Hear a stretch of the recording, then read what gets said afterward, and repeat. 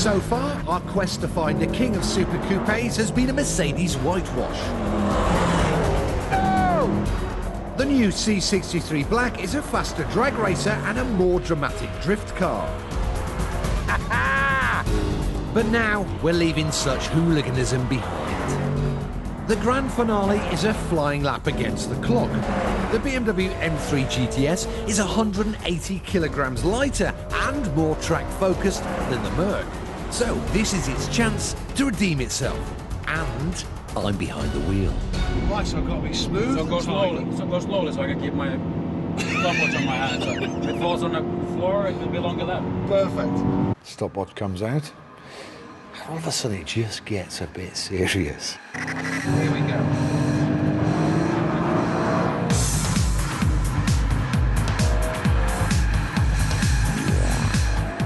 Quite well known that I'm not a good passenger. I think you've all seen me squirming around when I've been sat next to Tiff when he's had one too many Weetabix of a morning. But it was actually quite nice to sit next to another driver who doesn't like being a passenger.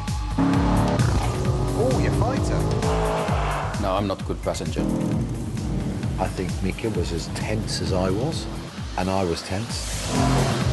This is the understeer. It's indefatigable. They oversteer the day.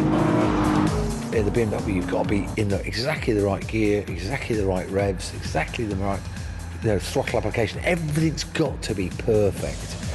Straight away you can feel this is quite sharp and pointy and it's quite stiff, this car, isn't it? It's great fun to drive. It's really responsive. I like the braking on this car. Yeah, it's great. It really stops.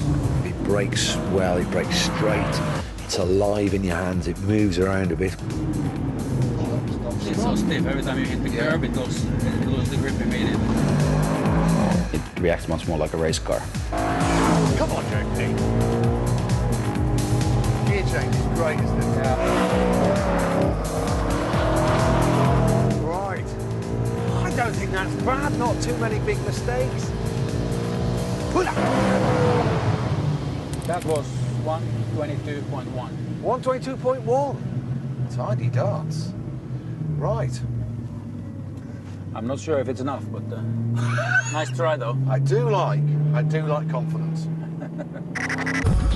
It seemed the ex-Ferrari Formula 1 driver fancied his chances.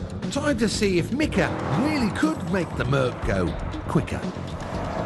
Monaco in an F1 car is extraordinary, yeah? That is fun. I can imagine it's no fun in the wet, though. Can you imagine it in the wet? I did a full race in the wet. It was 97. I did without the stop. I finished fourth without stopping. Stopping. It rained all the way. Right then. So here we go, and we're on. The torque is amazing. Oh, it's just there, isn't it? Well, you'd pull a house down with that, wouldn't you? Yeah. The Merc has so much torque, so I can use one gear higher than your brain says. She moves around a bit, doesn't she, on the brakes a bit as well? Braking on Merc is not nice. It's moving around a lot, and I have to correct it all the time during the braking because it's moving a lot. Oh, you're a fighter. Halfway round the track, and the Merc felt lightning quick. Well, you might get a good exit. Rides the curves better, doesn't it, this? Yeah, the other one jumps a lot.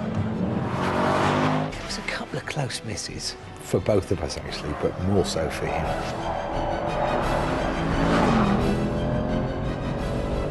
Oh, yeah. We're a waff of paper away from just smoting the wall.